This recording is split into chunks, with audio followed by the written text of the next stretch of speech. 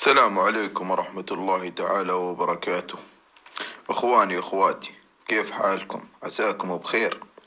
مثل ما صار الكل يعرف، معكم الشيخ عبد العزيز أبو سلطان.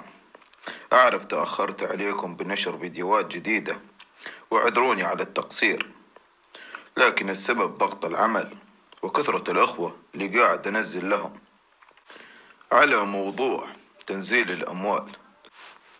هذا أهم الأسباب للتأخير. اليوم رجعت لكم بفيديو جديد إن شاء الله، راح نتكلم عن تنزيل الأموال، لأن هو حاليا أهم موضوع بالأعمال الروحانية.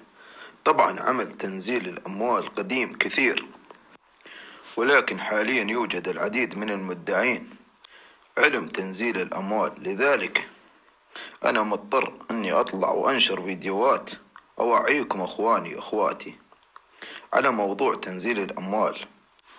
أنا والحمد لله هذا عملي، هذا علمي، وراثة عن والدي، وأتمنى منكم تتبعون الفيديو للأخير وتشوفون كل شيء بعينكم مع الدليل، علشان في كلام جدا مهم لازم تعرفونه.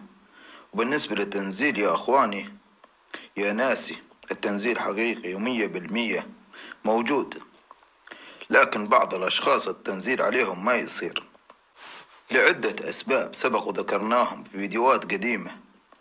للأشخاص اللي متابعين قناتي وفيديوهاتي يعرفون إيش هي موانع التنزيل، ولكن والحمد لله عندي من العلم اللي يقدرني إني أعالج هاي الحالات. أخواني أخواتي، الحين ولهذا اليوم تجيني ناس تسألني عن موضوع التنزيل، هل هو حلال أو حرام؟ أقولهم أنا الشيخ عبد العزيز أبو سلطان، التنزيل حلال 100%، والحمد لله إحنا مستمرين بالأعمال. أنا كل يوم عندي أكثر من حالة تنزيل. صلوا على النبي يا سامعين الصوت، اللهم صل على سيدنا محمد وعلى أصحابه أجمعين. نعم أخواني، مثل ما قلت لكم كل يوم عندي أكثر من شخص يتم له التنزيل، ولكن هناك بعض الأشخاص يقول لي الشيخ أنا راح أشوف الناس صدقك وأمانتك وقبتك ودقتك بالمواعيد، ويصور ويرسل فيديوهات ويقول لي يا شيخ ارسلها خلي الناس تشوف الفلوس. وفي أشخاص ما يبون يتكلمون طبعا، وهذا حقهم. تعرفون أنتم بعض الناس تخاف من الحسد أو من بعض الأمور الكل يعرفها، ما أبي أدخلكم بغير أمور يعني ما لها دخل بموضوع تنزيل المال. والحمد لله مثل ما ذكرت تم العمل والفلوس نزلت يا ناسي وأهلي. اعذروني ما أقدر أذكر اسم الشيء اللي قاعد أنزل بيه المال، هي أمور تخصني تخص علمي بفضل من الله.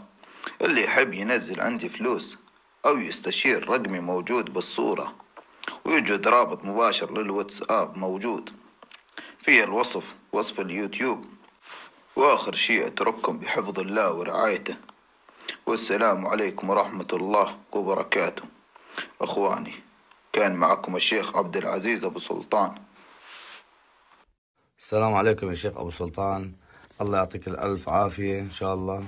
هيهن الفلوس والمصاري قدامي اللي وعدتني فيهم،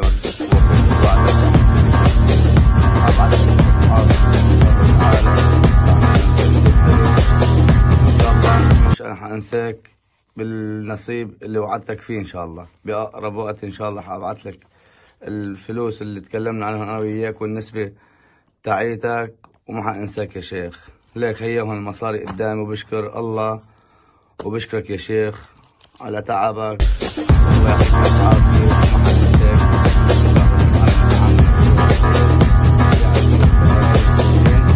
مثل ما وعدتك انت وعدتني ووفيت، وانا مثل ما وعدتك بدي اوفيك قدام رب العالمين. الله يعطيك العافية يا شيخ ابو سلطان.